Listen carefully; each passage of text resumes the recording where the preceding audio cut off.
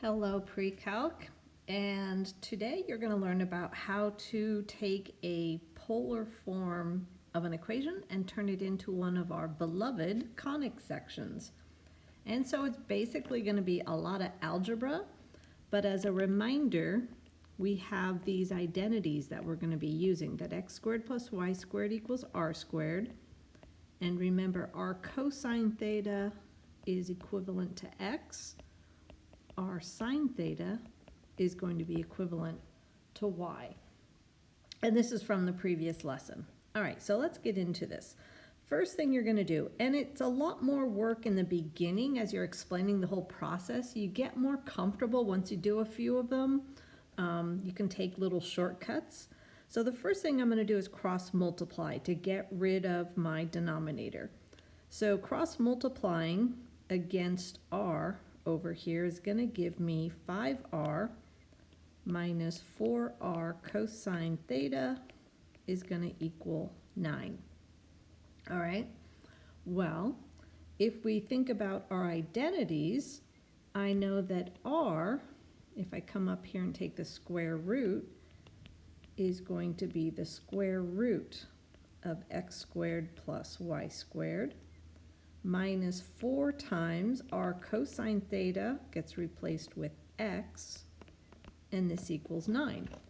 All right, so we're pretty good. We got rid of our r's and our thetas, but we want to put it into a form where we can recognize what kind of conic section it is.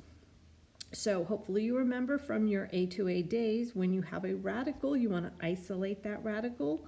We're going to isolate the radical term. So I'm going to leave the 5 here for right now. And I'm going to add 4x to the other side. And then what we're going to do is we're going to square both sides because we do want to get rid of the radical. So that means I'm going to have to FOIL that puppy as well. All right, so the result of this is going to give me 25, then in parentheses, x squared plus y squared. On this side, the first term will be 16x squared. The middle term will be 36 plus 36, which will be 72x, and the last term will be 81. Okay, so now all we have to do is just kind of combine all our like terms and set it all equal to 0. So if I would distribute this 25x squared, I'll take that extra step, just so I'm not skipping anything the first time around. I'm going to then start to bring things over.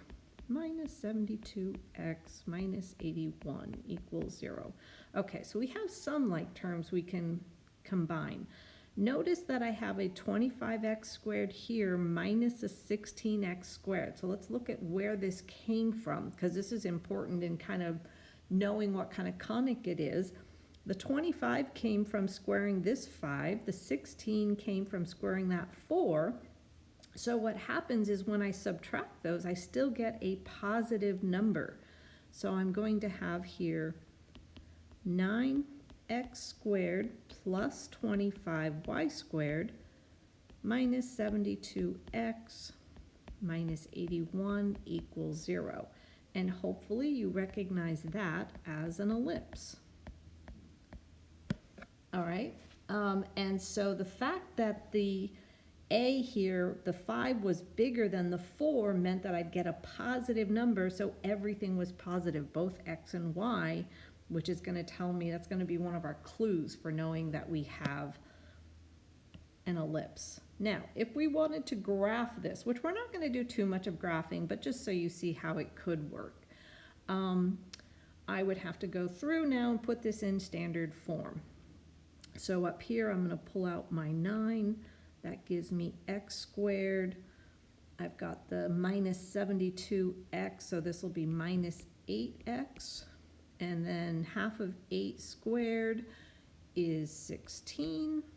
And then I'm going to pull out, I don't have to pull out anything. This just stays like this. And we move that 81 to the other side, right? But now we're also going to add 9 times 16, which is 144. So together, these add up to 225. All right, so this gives us x minus 4 squared. When I divide by the 225, this becomes 25. And y squared, when I divide by the 225, this will become 9 equals 1. So that's a form that we're also familiar with for graphing. Now trying to put it into a Cartesian system is a little bit interesting. I'm not sure I even really want to graph this. There's not really a lot of value in it. What I could do is going back to the original equation. If I was going to try and graph this, I would want to plot some points. So I'm first, oops, I did that backwards. Oh, it doesn't matter. So if theta was 0 degrees, then going back to my very original equation up here, if theta is 0, well, cosine of 0, remember, is 1, so I would have 9. My radius would be 9. So 1, 2, 3, 4, 5, 6. How about if we do it by 2, 4, 6, 8? So 9 will be right here. I'm going to go by 2s. All right, so this would be 2, this would be 8, and 10. All right, so at 0 degrees, I would be there. At 180 degrees, and I'll come back to the 90. At 180 degrees, where cosine is a -1, I'd have 9 over 9. So at 180 degrees, I'm out at 1, and since we're doing it by 2s, I have to come just halfway. And then lastly, if I'm either at 90 or 270, since cosine is 0, this would be 9/5. It's a lovely number. It's a little more than 1, just under 2. This is a really, I know. And that would be my ellipse. All right, again, I'm not really as much worried with the graphing as converting from the ellipse and being able to tell what you have. So let's look at what we have down here. So here is your general form, a plus b cosine or a plus b sine. Hopefully you realize by now if it's cosine, the orientation is going to be in the x direction. If it's sine, the orientation will be in the y direction. So that same ellipse, if it had been more up and down, that would have gone with the sine. So here we have it. If A is greater than B, which is what we just had, you will end up with an ellipse. And that's because of the squaring, and when you pull things over, everything stays positive. If A is less than B, when you pull something over, when you've squared everything and pulled it over, it would be negative. So you'd have 16 minus 25, for instance, in that last problem. That would make one of the terms negative, which would be a hyperbola. And if A equals B, when you square that one term and then subtract it, one of your squared terms will disappear. So that tells you it's going to be a parabola. And you can kind of, if you're not sure, the reality is just start doing the conversions and then the result will come out. Okay, whether it's an ellipse, a hyperbola, or a parabola. But also look at that denominator. Those denominators are our limicons and cardioids. So if it's an ellipse where, again, A is greater than B, that is your dimpled limicon. So it only kind of dimples, it doesn't fall into itself. And if it is, since A is less than B for the hyperbola, that's your limicon with a loop because it's going to be negative. So it goes in on itself, and the cardioid is your parabola because you'll end up with just one squared term. So let's do an example of each just so you can see how this works out. You know what? I'm kind of upset at myself. So I'm going to change it here, but on your copy you won't have to. I'm going to make this a 2 and this a 3 because I want us to try each different one. All right, so we're going to convert into rectangular form. I'm gonna need some room here. All right, so the first thing we do is cross multiply. So this is always, you're gonna get to start to just do the routine a little more quickly.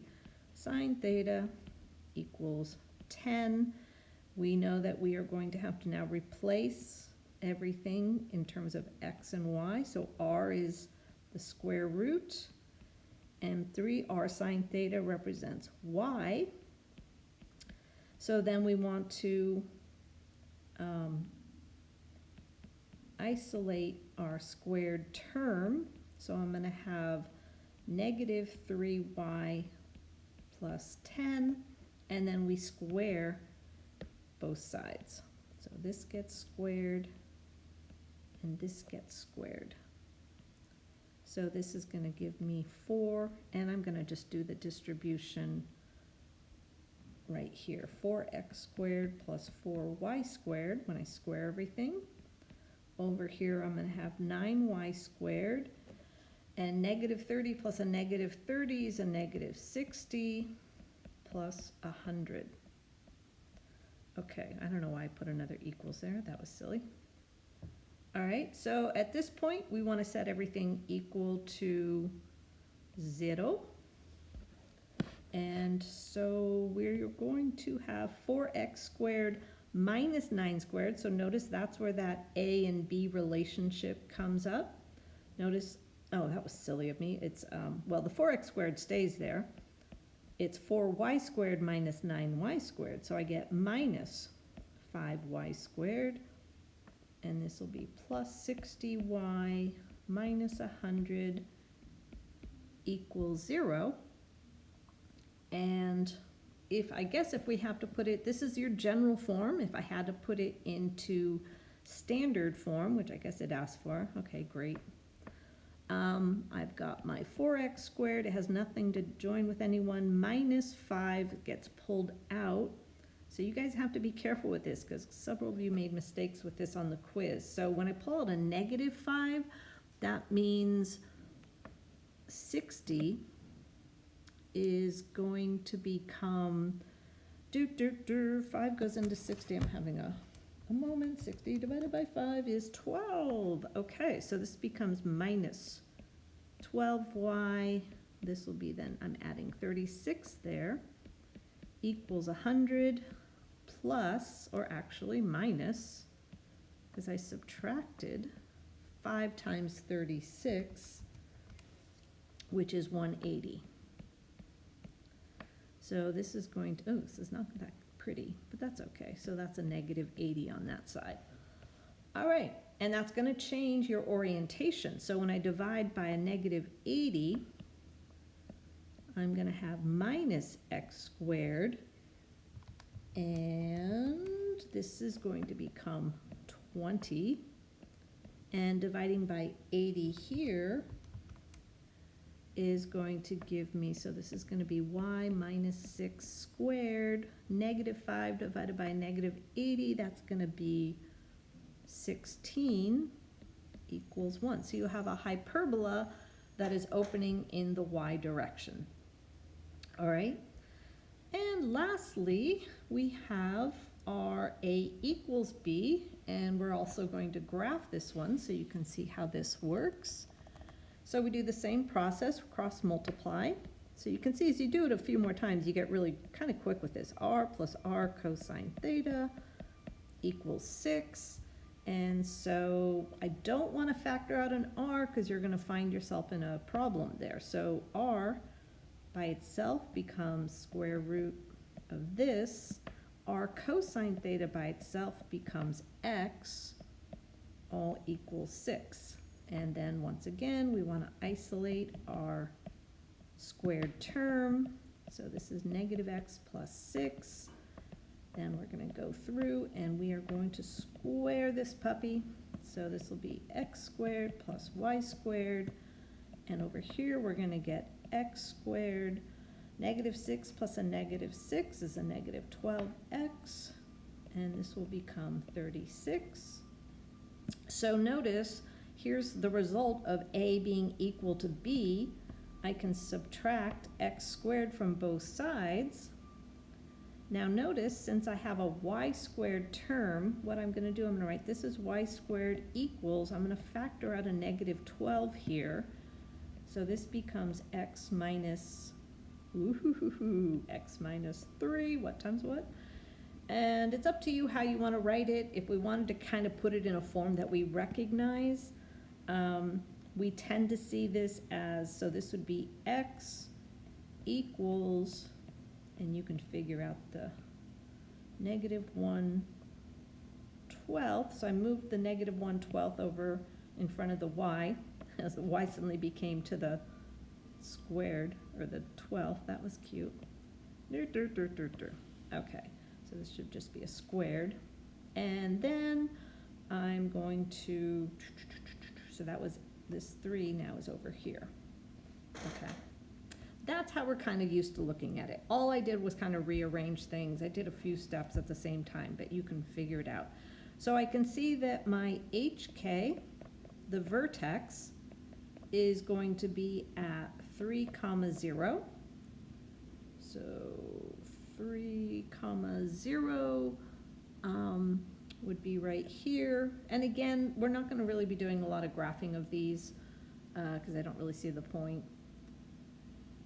And the dilation, negative 1/12, means that, so 12 represents your 4p, so that means I'm out here at 6 and out here at a negative 6, and this would be your parabola.